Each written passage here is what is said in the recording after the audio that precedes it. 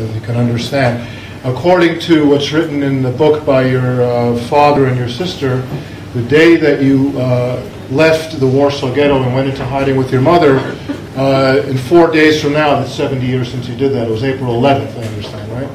So we're marking 70 years of that as well. Laurence, can I have the book for a second? Sure. I would like to introduce our second speaker, a very different speaker because we're around the same age. He's younger, actually. Dr. Laurence Weinbaum.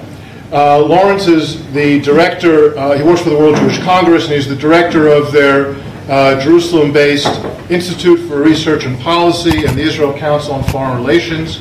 He's also the editor of their highly regarded journal, the Israel Journal of Foreign Affairs. Laurence studied in the Edmund Walsh School of Foreign Service at Georgetown University, where he was a teaching assistant of the late Professor Jan Karski, whom I imagine at least some of you have heard of.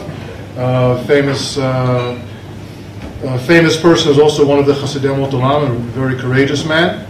And Laurence received his PhD in history from the University of Warsaw.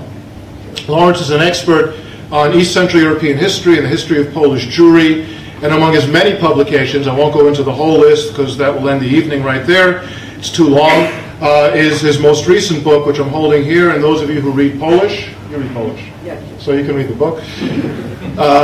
I'll tell you that in English, I won't go and break everyone's ears and my teeth over the Polish. Heroes, Hucksters, and Storytellers on the Jewish Military Union in the Warsaw Ghetto. This book is co-authored with the Polish historian Dariusz Lubionka, and tells the story of the JZW, the Jewish Military Union, which was the other organization that fought in the Warsaw Ghetto Uprising. We've all heard of Mordechai Nalevich and the Jewish Combat Organization.